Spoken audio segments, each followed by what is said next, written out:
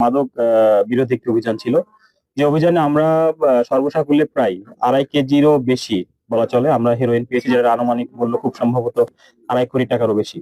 তো আমরা গতকাল সন্ধ্যার পর থেকেই আমরা এই মাদক চোরা কারবারি, যে আর কি হিরোইন সরবরাহকারী যে ব্যক্তি, তাকে ধরার জন্য আমরা অপেক্ষা করেছিলাম। তো তা সারা রাত অপেক্ষার পরে সকালবেলা আমরা তাকে ধরতে সমর্থ হই।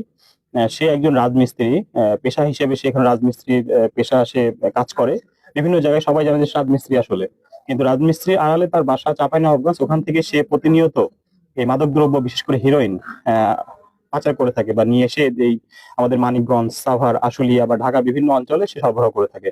তো আমাদের গোপন তথ্যের উপর ভিত্তি করে আমরা মূলত আসলে তাকে অনুসরণ করা হচ্ছিল গতকাল রাত থেকে, এবং আজকে সকালে আমরা তাকে ধরতে সমর্থ হই।